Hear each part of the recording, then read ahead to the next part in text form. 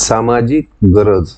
अगदी खरं सांगायचं झालं तर सर्वसामान्य माणसाला वैद्यकशास्त्र आणि त्यातील तत्वज्ञान यामध्ये काही फारसा रस नसतो. जेव्हा एखादी व्यक्ती आजारी पडते तेव्हा ती शक्यतो ज्याने लवकरात लवकर बरं वाटेल, कमीत कमी खर्च ज्याने करावे लागतील आणि फारशी बंधने न पाळता बरं वाटू शकेल अशा वैद्यक पद्धतीच्या शोधात असतो. आधुनिक वैद्यकामध्ये या सर्व गोष्टी साध्य होत असल्यामुळे आधुनिक वैद्यकाचा प्रचार संपूर्ण जगभरात झपाट्याने झाला. त्यामुळे ते प्रथम पसंतीचं वैद्यक बनलं. पुढे जेव्हा याने रोग मुळापासून दुरुस्त होत नाहीत, वारंवार पुन्हा पुन्हा रोगाचा उद्भव होत राहतो आणि विशेषतः वेदनाशामक औषधे, प्रतिजैवके, त्यात अँटीबायोटिक्स किंवा स्टेरॉइड अशा औषधांचे दुष्परिणाम आढळून यायला लागले, तेव्हा लोकांना पर्यायी वैद्यकाकडे वळण्याखेरीज पर्याय राहिला नाही. अमेरिका आणि ऑस्ट्रेलियातील सरकारी सूत्रांच्या माहितीनुसार सुमारे 60% जनता पर्यायी वैद्यकांकडे वळलेली आहे. म्हणून जागतिक आरोग्य संघटनेला याची वेगळी दखल घ्यायला लागून कॉम्प्लिमेंटरी अँड अल्टरनेटिव्ह मेडिसिन असं स्वतंत्र खातं जागतिक आरोग्य संघटनेला निर्माण करायला लागलं. या पार्श्वभूमीवर संपूर्ण जगातच खरं तर सुरक्षित, आर्थिकदृष्ट्या परवडणारं आणि तरीही निश्चित परिणाम दाखवेल असं वैद्यकशास्त्र शोधण्याचे प्रयत्न चालू आहेत. सुदैवाने आयुर्वेदामध्ये हे सामर्थ्य आहे. आयुर्वेदाचे एकूण तत्वज्ञान केवळ आत्ताच्याच नव्हे तर पुढील होणाऱ्या वैद्यकीय समस्यांच्या बाबतीत सुद्धा समाधानकारक परिणाम देऊ शकेल असं सामर्थ्यशाली आहे. पर्यायी वैद्यक म्हणून आज जगभरात आयुर्वेद दुसऱ्या क्रमांकावर येण्याचा प्रयत्न करतो आहे. चीन वैद्यक अर्थातच प्रथम क्रमांकावर आहे, कारण त्यांना त्यांच्या देशाचा आणि सरकारचा पूर्ण पाठिंबा आहे. वैद्यक सेवेचा वाढता खर्च हा विकसित देशात सुद्धा मोठी डोकेदुखी झालेला आहे. तर विकसनशील आणि विकसित देशांमध्ये ही फारच मोठी समस्या आहे. तर विकसनशील आणि अविकसित देशांमध्ये ही फारच मोठी समस्या आहे आणि दिवसेंदिवस हे खर्च वाढतच चाललेले आहेत. सर्वसामान्यांच्या कधीच आवाक्याबाहेर गेलेले आहेत. आरोग्य क्षेत्रातील विमा कंपन्यांनी याचा पूर्ण फायदा उठवत त्यांचे आरोग्यासंबंधीचे जे विमे आहेत त्यांचा धमाक्याने प्रचार केला. विमा कंपन्यांची एकंदर कार्यपद्धती अनेक लोकांकडून पैसे घेऊन खूप थोड्या लोकांवरती खर्च करणे अशी आहे. जसजसे जीवनशैली संबंधित रोगांचे प्रमाण समाजामध्ये वाढत गेले तसतसे कॅन्सर, हृदरोग, मधुमेह आणि त्याचे उपद्रव अशा रोगांनी ग्रस्त रुग्णांची संख्या झपाट्याने वाढू लागली. याच्या उपचाराचे खर्च आटोक्याच्या बाहेर गेल्यामुळे त्याची भीती दाखवून विमा कंपन्यांनी आपले विमा संबंधीचे धोरण राबवायला सुरुवात केली. पुढे तुम्हाला कॅन्सर झाला आणि किंवा हृदयरोगाचा झटका आला तर तुमची आर्थिक क्षमता त्यांच्या उपचारांचा खर्च झेपू शकणारी असणार नाही आणि म्हणून आता विमा कंपनीचे हप्ते भरा, ज्यामुळे तुम्हाला अशी कधी गरज पडली तर त्याचा आर्थिक ताण तुम्हाला येणार नाही. हे त्याच्या मागचं प्रयोजन आहे. अर्थात लोकांनीही त्याला प्रतिसाद दिला आणि विमा कंपन्या फायद्यांमध्ये राहू लागल्या. परंतु हे धोरण फार काळ लाभदायक ठरू शकत नाही. जसे या रोगांनी ग्रस्त रुग्णांची संख्या वाढू लागली त्यावेळी कमी लोकांच्या ऐवजी जास्त लोकांना विम्याचा परतावा देण्याचा प्रसंग येऊ लागला. मिळवलेल्या पैशातून हे भागवणं विमा कंपन्यांना अवघड जायला लागलं. त्याला पर्याय एकच होता की विम्याचे हप्ते वाढवून पैसे जास्त गोळा होतील असं बघणं. पण हप्ता वाढवून किती वाढवणार? शेवटी माणसाची आर्थिक क्षमता किती आहे यावरच तो विम्याचा हप्ता किती भरू शकेल अशा गोष्टी अवलंबून राहतील.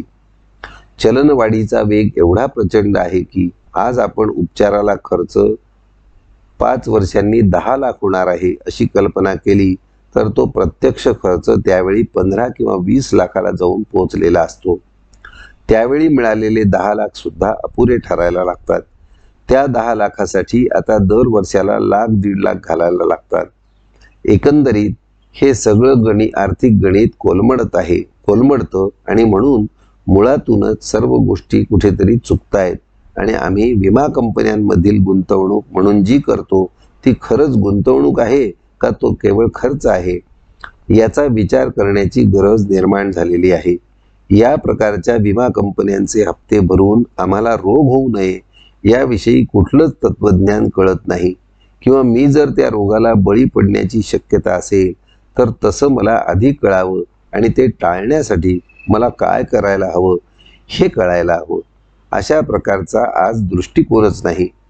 पुढे मागे अशा प्रकारचा काही त्रास झाला तर तुम्हाला आर्थिक ताण येऊ नये म्हणून तुम्ही विमा कंपन्यांचे हप्ते भरा, असे एकंदर आताचे दृश्य आहे. या सगळ्या पार्श्वभूमीवर विमा कंपन्यांचे हप्ते भरण्यापेक्षा आरोग्यासाठीच का गुंतवणूक करू नये? पण त्यात अडचणीचा मुद्दा असा की आरोग्यासाठी गुंतवणूक करायची म्हणजे नेमकं काय करायचं? याचं उत्तर म्हटलं तर साधं सोपं, म्हटलं तर अवघड आहे. शेवटी ज्या कारणाने आरोग्य निर्माण होतं किंवा टिकवलं जातं त्याचं सेवन करणं, अर्थात आयुर्वेदामधील स्वस्थवृत्ताच्या नियमांचं पालन करणं हा आरोग्य टिकवण्यासाठीचा किंवा मिळवण्याचा सर्वात सोपा मार्ग आहे. त्यासाठी खाण्यापिण्यावर बंधनं आली, नित्यनेमाने सर्व व्यायाम, योगासने, प्राणायाम, योग्य विश्रांती घेणं, मानसिक ताणतणावांवर नियंत्रण ठेवणं आलं, या सर्व गोष्टी आचरणात आणल्या तर आम्ही आरोग्यासाठी गुंतवणूक केली असा त्याचा अर्थ होईल व त्याचा फायदा रोग निर्माण न होण्यात, उशिरा होण्यात, कमीत कमी होण्यात होईल आणि हीच खरी गुंतवणूक आहे. जोपर्यंत ही गोष्ट स्पष्ट होत नाही तोपर्यंत लोक या दुष्टचक्रामध्ये अडकलेले राहतील. म्हणून वेगवेगळ्या प्रकारच्या विम्याची योजना यायला हवी, ती मी माझ्या परीने थोडक्यात मांडण्याचा प्रयत्न करतो. या वेगळ्या प्रकारच्या विम्याच्या संकल्पनेमध्ये आमचं लक्ष हे आजारी न पडणं हे आहे. त्यासाठी मुळातच आपण कोणाच्या पोटी जन्माला आलो, आपल्या घराण्यात काही अनुवंशिकता आहे का, आपले आईवडील एकंदर कशा स्वरूपाचे आहेत, त्यांचं बल चांगलं आहे किंवा नाही, आपली लहानपणापासून नीट काळजी घेतली गेली आहे किंवा नाही, मला स्वतःला समज आल्यापासून मी स्वतःच्या आरोग्यासाठी काळजी घेण्याचा किती प्रयत्न केला आहे, या सर्व गोष्टी महत्त्वाच्या ठरतात. समजा आतापर्यंत काही चुका झालेल्या असतील तर त्या दुरुस्त करण्याचा नेमका मार्ग काय, याविषयी मार्गदर्शन होणं गरजेचं आहे. या मार्गावरती मार्गक्रमण केल्यावरही आम्हाला खऱ्या अर्थाने तसे फायदे झाले आहेत किंवा नाही याची तपासणी काय पद्धतीने करायची याविषयी पण मार्गदर्शन असायला हवं. ही सर्व उद्दिष्टे डोळ्यासमोर ठेवून मी www.health-ayur-world.com या संकेतस्थळाची निर्मिती केली, ज्यामध्ये 2 प्रकारच्या प्रश्नावली आहेत. एक मोठी प्रश्नावली आणि एक छोटी प्रश्नावली मोफत आहे. तर कोणीही या संकेतस्थळाला भेट देऊन या प्रश्नांची उत्तरे देऊन आपल्या आरोग्याची स्थिती काय आहे असे जाणून घेऊ शकतो. यातून नुसती आरोग्य स्थितीच कळते असे नाही, तर ती सुधारण्यासाठी काय उपाययोजना करायला हव्यात याविषयीही दिशा मिळते. आणि नुसतं तेवढं दिग्दर्शन मिळत नाही, तर त्यासाठी कुणाला गाठायला हवं, आपल्याला शिकवू शकतील असे जवळपासचे योगशिक्षक कोण आहेत, किंवा जवळचा एखादा हेल्थ क्लब किंवा जिम्नॅशियम कुठे आहे याची पण माहिती त्यातून मिळावी, अशा पद्धतीची संकेतस्थळाची रचना आहे. विमा कंपन्या आणि Niramay Ayurvedic research and consultancy private limited या दोहोंच्या सहकार्याने एखादी विम्याची पॉलिसी तयार करता येईल. यामध्ये ज्याला विम्याची पॉलिसी काढायची आहे त्याने या संकेतस्थळाला भेट देऊन किमान जी मोफत असणारी प्रश्नावली आहे ती तरी प्रामाणिकपणे भरावी. त्याच्यानुसार विमा कंपनी त्याचा हप्ता ठरवेल. जर गरज वाटली तर विमा कंपन्यांनी पैसे भरून सोडवण्याची प्रश्नावली आहे ती भरण्यास सांगावे. त्यातून विमा कंपनीला जास्त चांगल्या प्रकाराने त्या व्यक्तीच्या आरोग्यविषयक स्थितीचा अंदाज येईल. त्याच्यानुसार विम्याचा हप्ता ठरेल. यामध्ये आरोग्यासाठी त्या व्यक्तीने स्वतः काही प्रयत्न करणे गरजेचे आहे. त्याविषयीचे मार्गदर्शन जसे त्या संकेतस्थळातून येईल तसेच Niramay Ayurvedic research and consultancy private limited ही कंपनी सुद्धा एखाद्या ट्रस्ट मार्फत आरोग्यविषयक संकल्पनांचा प्रचार करण्याचा प्रयत्न करेल. नियमित व्यायाम होण्याची हेल्थ क्लब किंवा जिम्नॅशियम किंवा योग संस्था यांचं सहाय्य घेण्याचा प्रयत्न यात राहील. या सर्व प्रयत्नातून त्या व्यक्तीने आपले आरोग्य सांभाळण्यासाठी प्रयत्न करायचा. दर वर्षाला एकदा ही प्रश्नावली भरणं आणि आरोग्याच्या स्थितीत सुधारणा होते की नाही हे पाहणं आवश्यक राहील. प्रश्नावली अनुसार लवकर उठायला सुरुवात झाली, नियमितपणे जर व्यायाम योग सुरू झाला, व्यसनमुक्ती झाली तर आरोग्य स्थिती आपोआप सुधारते आणि तुम्हाला प्रश्नावलीच्या उत्तरातून ती गोष्ट कळते. या गोष्टी झाल्या तर विमा कंपन्यांनी पुढील आणखी 2-3 वर्ष वाढीव संरक्षण बोनस म्हणून त्यांना द्यावं. त्यात कोणी कोणाला पैसे परत करण्याचा काही संबंध नाही, पण जर व्यक्तीने आपली आरोग्य स्थिती चांगली राखलेली आहे असं सिद्ध झालं तर विमा कंपनीने त्याचा फायदा त्या व्यक्तीला करून द्यावा. या सगळ्यातून आरोग्य स्थिती चांगली ठेवणं ही व्यक्तीची जबाबदारी आहे. तिला त्याच्यासाठी प्रयत्न करावयाचे आहेत. विमा कंपनी त्याला मदत करणार आहे आणि ते आमचं उद्दिष्ट असायला हवं. या गोष्टी स्पष्ट असायला हव्यात. या सगळ्याच्या पलीकडे जाऊन जर रोग झाला तर पूर्वीच्या पद्धतीने विमा कंपनीने त्याची भरपाई करावी. पण हळूहळू समाजाचा याकडे बघण्याचा दृष्टिकोन बदलेल. आरोग्य स्थिती टिकविण्यासाठी समाजाची वाटचाल सुरू होईल. असं झालं तर वैद्यकीय यंत्रणेवरचा भार कमी होईल, कमी लोक आजारी पडतील आणि त्यासाठी नुकसान भरपाईही अर्थातच कमी द्यायला लागेल. समाजाचा आणि विमा कंपनीचा दोहोंचाही त्यात फायदा होईल. अर्थात एक गोष्ट विसरता कामा नये की माणसाचं मन मोठं चंचल आहे. वाईट गोष्टींची सवय जेवढ्या लवकर लागते तेवढी चांगल्या गोष्टींची सवय लागणं अतिशय अवघड काम आहे. आरोग्यासाठी आपल्यालाच प्रयत्न करायचे आहेत, त्याला फार तर दुसऱ्याचे मार्गदर्शन मिळू शकते. ही गोष्ट मनावर बिंबवणे तितकी सोपी नाही. यासाठी स्वास्थ्याविषयीची चळवळच खऱ्या अर्थाने सुरू व्हायला हवी. ज्या ज्या गोष्टींनी स्वास्थ्य बिघडते त्या गोष्टी कशा दूर करता येतील आणि त्यांना समर्थ पर्याय कसे देता येतील या अर्थाने प्रयत्न व्हावेत. म्हणजे फास्ट फूड किंवा जंक फूडला नुसतं कमी लेखून किंवा त्यावर टीका टिप्पणी करून उपयोग नाही. आज लोक वडापाव खातात, त्याच्या मागची मानसिकता समजून घेऊन पोळी भाजीसारखा समर्थ पर्याय तेवढ्याच किमतीत कसा देता येईल याचा विचार व्हायला हवा. तीच गोष्ट तयार अन्नाच्या संदर्भामध्ये जर फास्ट फूडचा प्रचार होऊ शकतो तर चांगल्या अन्नाचा प्रचार का नाही होऊ शकणार? माझ्या मनात याविषयी काही संदेह नाही. तर ज्या कोणाला या संदर्भात प्रयत्न करायचे असतील, ज्यांची आर्थिक गुंतवणूक करण्याची क्षमता आहे आणि ज्यांना मार्केटिंगचा अनुभव आहे, अशा लोकांबरोबर काम करायची माझी तयारी आहे. आपण समाजाला आरोग्य संपन्न कसं राहायचं याविषयी निश्चित मार्गदर्शन यातून करू शकू याचा मला विश्वास आहे. त्या वेगळ्या प्रकारचा विमा हा जर प्रचलित होऊ शकला तर त्यातून समाजाचा नक्की फायदा होईल याविषयी मला शंका नाही. हेल्थ ऑडिट अर्थात आरोग्य संबंधीची पडताळणी ही एक पूर्ण नवीन संकल्पना आहे. जसं आज आर्थिक ताळेबंद तपासले जातात तसं आरोग्यविषयक ताळेबंद तपासले जाणे अशी एक गोष्ट करता येण्यासारखी आहे, ज्याला स्वास्थ्यविषयक ताळेबंद किंवा हेल्थ ऑडिट म्हणता येईल. विविध कंपन्यांमध्ये काम करणाऱ्या लोकांच्या बाबतीमध्ये जर निरीक्षण केले गेले की त्यांच्या कामाच्या वेळा काय आहेत, व्यक्तींमध्ये परस्पर संबंध कसे आहेत, कसे अन्न दिले जाते, त्याचा दर्जा कशा प्रकारचा असतो आणि आरोग्य विम्यासाठी कंपनी किती खर्च करते, असे जर सर्व गोष्टी लक्षात घेतल्या गेल्या तर बरेच बदल त्यामध्ये सुचवता येतील.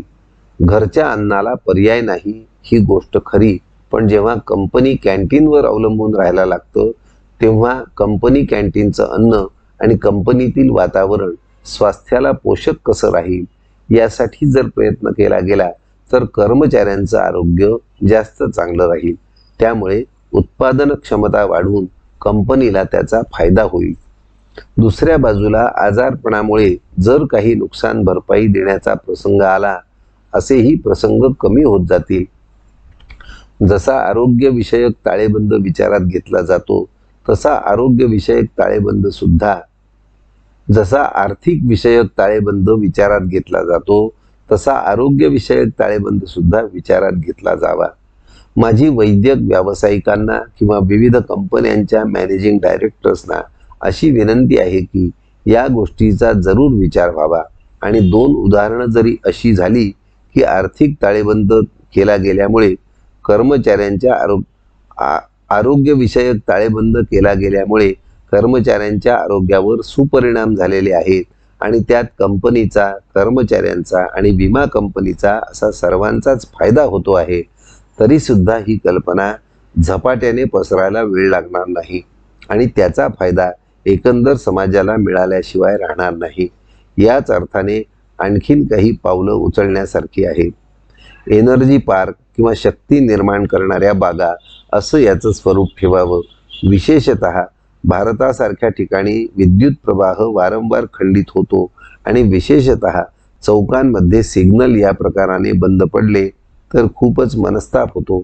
अशा चौकांच्या शेजारी एखादी शक्ती निर्माण करणारी छोटी बाग निर्माण करता आली की जिथं स्थिर स्वरूपाची सायकल किंवा अन्य उपकरणं ठेवून लोकांना व्यायामासाठी सुविधा उपलब्ध करून देता येईल. फार तर त्याला एक रखवालदार आपल्याला नेमायला लागेल. तर लोकांनी येऊन मोफत त्या ठिकाणी व्यायाम करावा. अशा प्रकारची सायकल चालवण्यातून उत्पन्न होणारी वीज बॅटरीमध्ये साठवून तिथल्या सिग्नलसाठी आपत्कालीन व्यवस्था म्हणून वापरावी. अशा अनेक छोट्या शक्ती निर्माण करणाऱ्या बागा शहरामध्ये अनेक ठिकाणी करता येतील. आम्ही व्यायामशाळेमध्ये जाऊन वीज खर्च करून व्यायाम करतो, त्यापेक्षा व्यायाम करून त्यातून वीज निर्माण होईल अशाच प्रकारची यंत्रसामग्री व्यायामशाळातही बसवण्यात यावी. त्याचे तात्पर्य असे की व्यायाम तर व्हायलाच पाहिजे, पण वीज खर्च न होता वीज निर्माण व्हायला पाहिजे की ज्याचा समाजाला फायदा होऊ शकेल. या सोयी जर मोफत उपलब्ध करून दिल्या तर लोक त्याचा फायदा घेण्यासाठी उद्युक्त होतील. अशा काही वेगळ्या कल्पना यात राबवण्यासारख्या आहेत. पर्यावरण. आपण सृष्टीचा एक अविभाज्य घटक आहोत. आपला सृष्टीवरती आणि सृष्टीचा आपल्यावरती निश्चितपणे परिणाम घडत असतो. सुखसुविधांच्या नादी लागून आम्ही कष्ट वाचवण्याच्या नादामध्ये पर्यावरणावर अनेक अतिक्रमणं केलेली आहेत. पर्यावरणातील प्रदूषण, मग ते हवेचे, पाण्याचे प्रदूषण, हे आज अनेक रोगांना कारणीभूत आहे. हे सुनिश्चित आहे. केमिकल फॅक्टरीज किंवा रासायनिक खतं वगैरे वगैरे या सर्वांमुळे पर्यावरणाची मोठ्या प्रमाणात हानी होते आहे. आमच्या घरांच्या संकल्पना पण बदलल्या आणि त्याही पर्यावरणपूरक राहिल्या नाहीत. रासायनिक कृत्रिम रंगांचा वापर मोठ्या प्रमाणामध्ये सुरू झाला. हे सर्व पर्यायाने आपल्याच आरोग्यावर बेतणारं प्रकरण आहे. म्हणून आमचं आरोग्य टिकवायचं असेल तर आम्हाला या सगळ्यांपासून पुन्हा दूर जाऊन नैसर्गिक रीतीने राहण्याचा प्रयत्न जास्तीत जास्त करायला हवा. सुदैवाने पर्यावरणवादी मंडळी त्यांची चळवळ चालवत आहेत.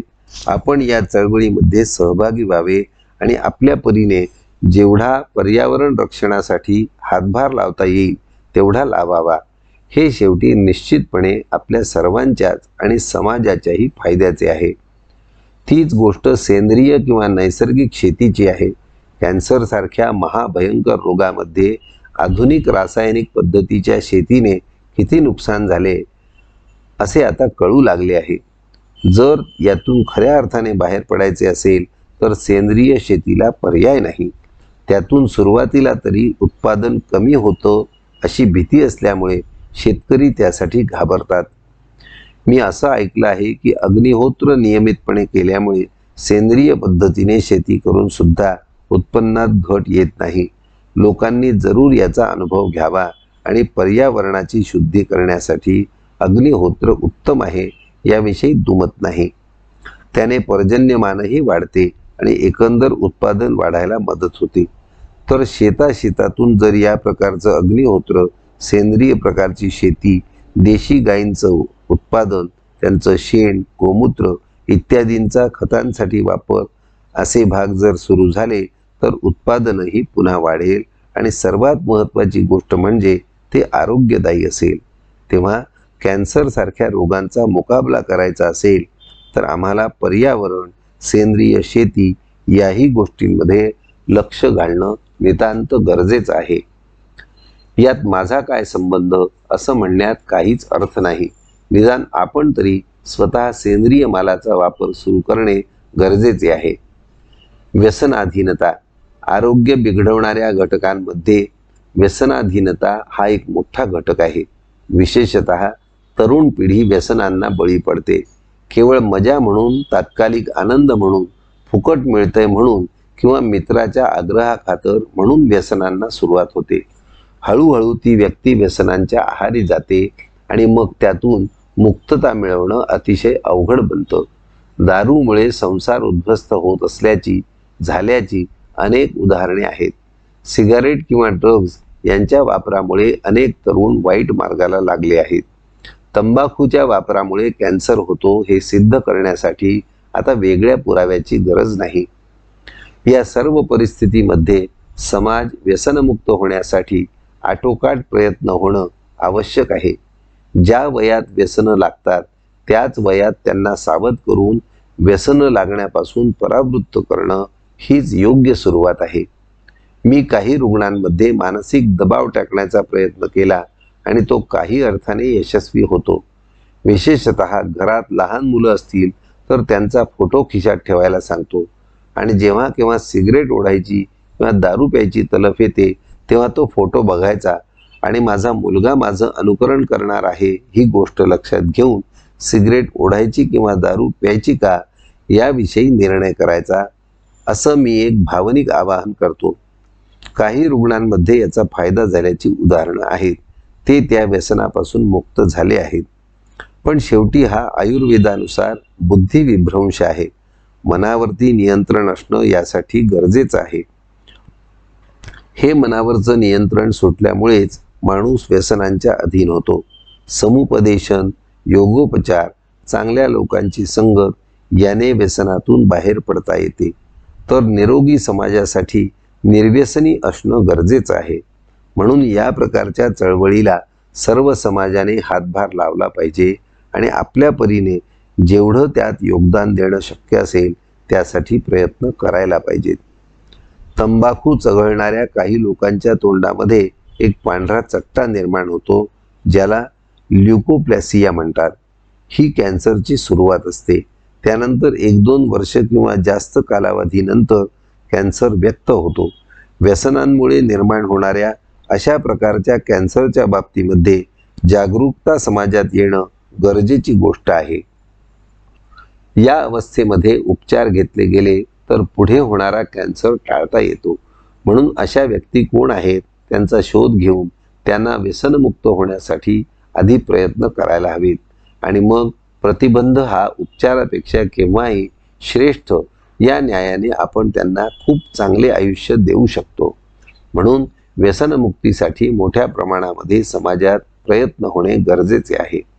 अशा रीतीने एकंदर गोष्टींचा विचार करता सामाजिक स्तरावरती आपल्याला बऱ्याच काही गोष्टी करण्यासारख्या आहेत. फक्त गरज आहे ती आपली मानसिकता बदलायची. रोगाविरुद्धच्या या लढ्यामध्ये आपलाही सहभाग तितकाच महत्त्वाचा आहे आणि जितक्या जास्त व्यक्तींचा सहभाग वाढेल तितका समाज निरोगी व्हायला मदत होईल. तेव्हा एक जगन्नाथाचा रथ आहे. आपण सर्वांनी मिळून तो ओढूयात आणि निरामय विश्व निर्माण करायचा प्रयत्न करूयात. हे पुस्तक त्यासाठी निश्चित उपयोगी पडेल याविषयी माझ्या मनात काही शंका नाही. पुढचं प्रकरण संकेतस्थळाविषयी आहे. त्या संकेतस्थळाचा सर्वांनी फायदा करून घ्यावा. आपणही स्वतः निरोगी राहावं व इतरांनाही निरोगी राहण्यासाठी मदत करावी ही सद्भावना व्यक्त करतो आणि जगदनियंत्याला वंदन करून मला या पुस्तकातून जे काही सांगायचे होते ते सांगण्याचा मी प्रयत्न केला आहे. लोकांनी जरूर त्याचा अनुभव घ्यावा अशी विनंती करतो.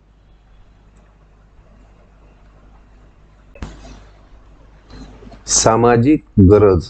अगदी खरं सांगायचं झालं तर सर्वसामान्य माणसाला वैद्यकशास्त्र आणि त्यातील तत्वज्ञान यामध्ये काही फारसा रस नसतो. जेव्हा एखादी व्यक्ती आजारी पडते तेव्हा ती शक्यतो ज्याने लवकरात लवकर बरं वाटेल, कमीत कमी खर्च ज्याने करावे लागतील आणि फारशी बंधने न पाळता बरं वाटू शकेल अशा वैद्यक पद्धतीच्या शोधात असतो. आधुनिक वैद्यकामध्ये या सर्व गोष्टी साध्य होत असल्यामुळे आधुनिक वैद्यकाचा प्रचार संपूर्ण जगभरात झपाट्याने झाला. त्यामुळे ते प्रथम पसंतीचं वैद्यक बनलं. पुढे जेव्हा याने रोग मुळापासून दुरुस्त होत नाहीत, वारंवार पुन्हा पुन्हा रोगाचा उद्भव होत राहतो आणि विशेषतः वेदनाशामक औषधे, प्रतिजैवके, त्यात अँटीबायोटिक्स किंवा स्टेरॉइड अशा औषधांचे दुष्परिणाम आढळून यायला लागले, तेव्हा लोकांना पर्यायी वैद्यकाकडे वळण्याखेरीज पर्याय राहिला नाही. अमेरिका आणि ऑस्ट्रेलियातील सरकारी सूत्रांच्या माहितीनुसार सुमारे 60% जनता पर्यायी वैद्यकांकडे वळलेली आहे. म्हणून जागतिक आरोग्य संघटनेला याची वेगळी दखल घ्यायला लागून कॉम्प्लिमेंटरी अँड अल्टरनेटिव्ह मेडिसिन असं स्वतंत्र खातं जागतिक आरोग्य संघटनेला निर्माण करायला लागलं.